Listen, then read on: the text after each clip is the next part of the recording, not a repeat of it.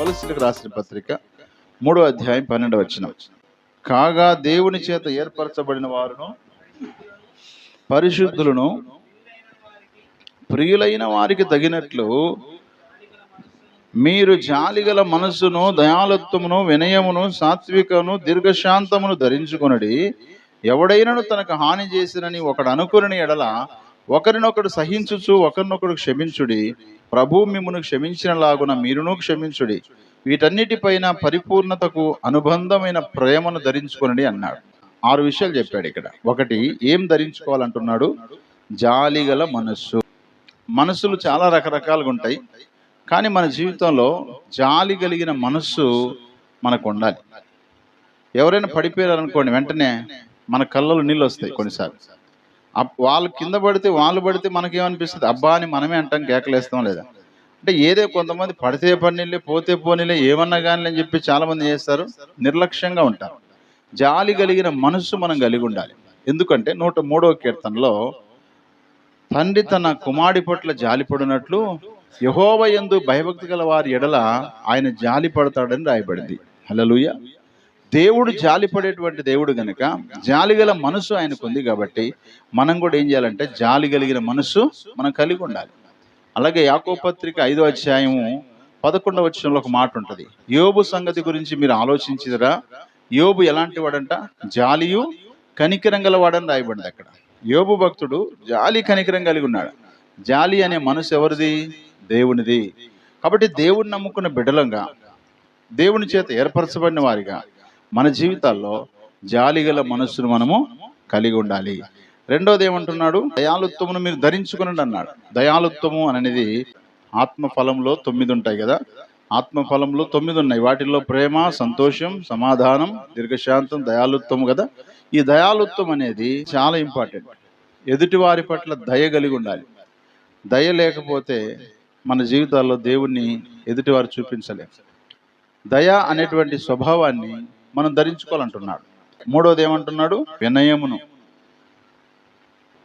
సామెతలు 11:2లో ఉన్నటువంటి వినయం గల వారి యొద్ద ఏముందట? జ్ఞానం ఉంది. నువ్వు జ్ఞానం కలిగి ఉంటే, దేవుడిని, జ్ఞానం అనగా దేవుడే, దేవుడిని నువ్వు కలిగి ఉన్నప్పుడు నీ జీవితంలో తప్పకుండా ఏముండాలి? వినయం అనేది ధరించుకోవాలి.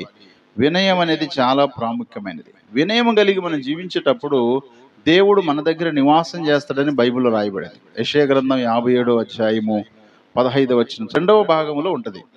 వినయము గల వారి యొద్దను, దీన మనసు గల వారి యొద్దను నివసించుచున్నాను అన్నాడు. చూడండి, అంటే మన జీవితంలో వినయం అనేది మనం కలిగి ఉంటే మనుషులు మన దగ్గరికి రారు. వినయము మనం కలిగి ఉన్నప్పుడు మనుషులు మనల్ని ఏం చేస్తారంటే సులకనగా చూస్తారు. బాగా అర్థం చేసుకుందాం.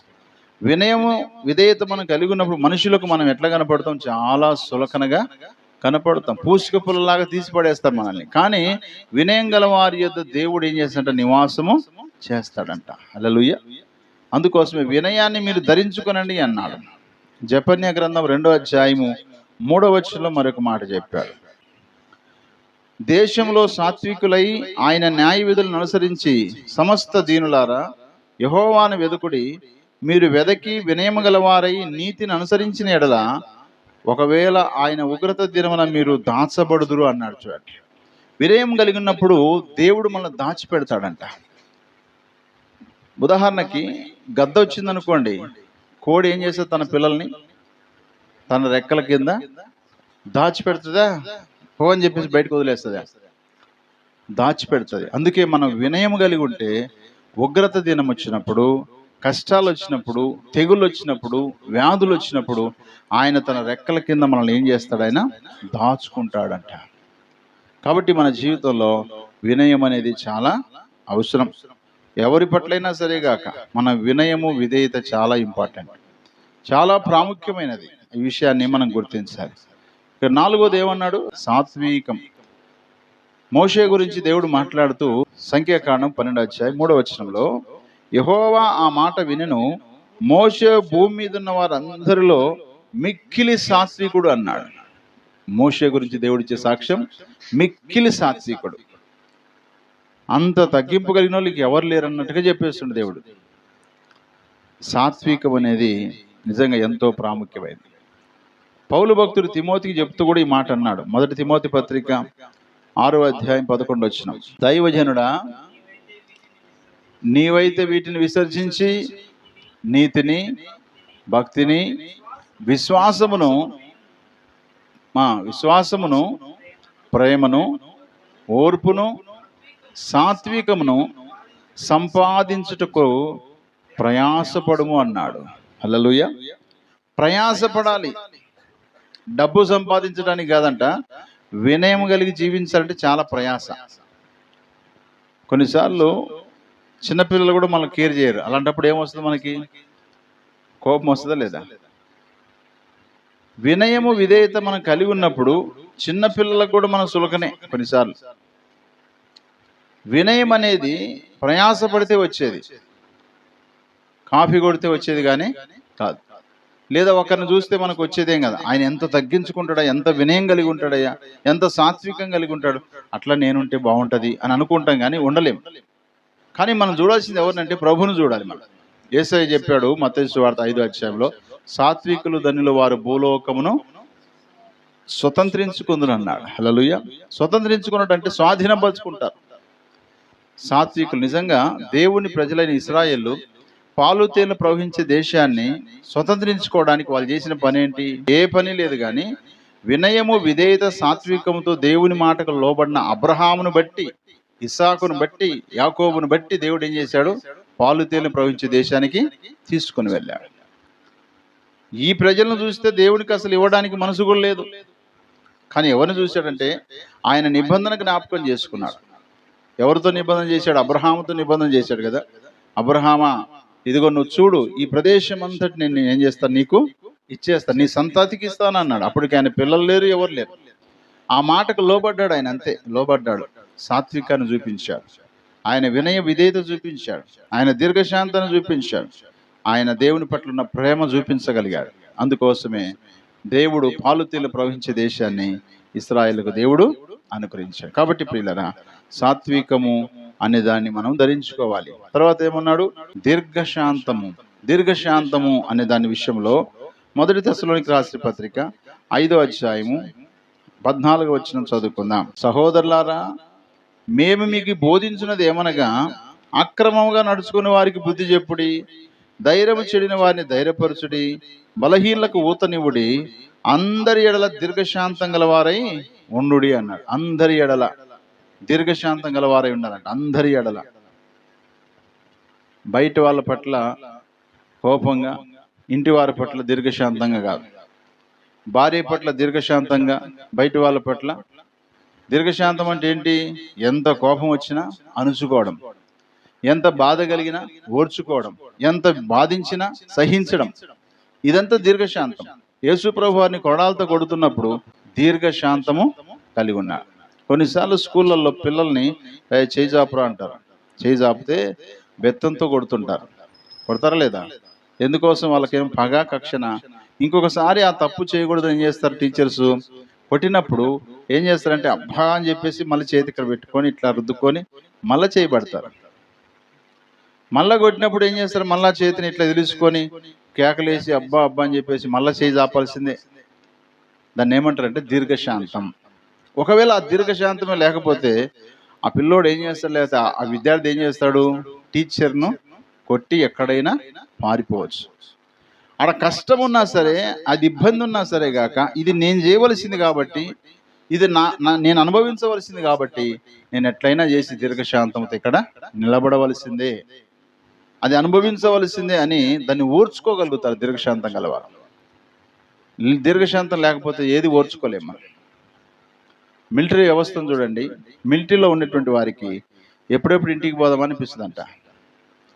కానీ వాళ్ళ నిబంధన ఏంటంటే, దేశం కోసం, దేశాన్ని రక్షించడానికి మేము వచ్చాం కాబట్టి సలైన, వానైనా, శత్రులైనా, అడవులైనా, ఎడారులైనా మేము వీటన్నిటిని సహించాల్సిందే అని చెప్పేసి చివరికి వారి ప్రాణం పోయినా పర్లేదు కాక వెనకడుగు వేయనే వేయరు. కారణం ఏంటంటే వాళ్ళకు ఒక దీర్ఘ శాంతం ఉంటుంది. కొన్నిసార్లు మన జీవితాల్లో ఎక్కడికైనా వెళ్ళినప్పుడు మనకున్నవి వాళ్ళ దగ్గర ఉండకపోవచ్చు, మనకున్న వసతి అక్కడ ఉండకపోవచ్చు. అలాంటప్పుడు వసతి సరిగా లేదని చెప్పేసి, సరిగా మనం చూసుకోవట్లేదని వదిలేసి వచ్చామనుకోండి, మనల్ని చాలా చిత్రంగా చూస్తారు. అవునా? కానీ ఏదైనా సరే గాక దాన్ని సహించుకొని, సరే మామూలే ఒక్క రాత్రి కళ్ళు మూసుకుంటే ఉదయానికి వెళ్ళిపోతాం అని సర్దుకుపోయామనుకోండి, వాళ్ళు ఏమనుకుంటారు మనల్ని బట్టి? సంతోషిస్తారా లేదా? తప్పకుండా సంతోషిస్తారు. వాళ్ళని ఏమి ఇబ్బంది పెట్టకుండా మనం పోయిన తర్వాత అనుకుంటారు, ఏమనుకుంటారు తెలుసా? మా ఇంట్లో సరైన వసతి లేకపోయినా సరే, వాళ్ళ ఇంట్లో అన్ని కలిగి ఉన్నా సరే గాక వాటన్నిటిని సహించుకొని వాళ్ళు మళ్ళా ఉదయాన్నే వెళ్ళిపోయారు అని మన గురించి ఒక మంచి ఉద్దేశాన్ని వాళ్ళు మాట్లాడుకోగలుగుతారు. కాబట్టి ప్రియులరా, మన జీవితాల్లో దీర్ఘశాంతం కలిగి ఉండాలి.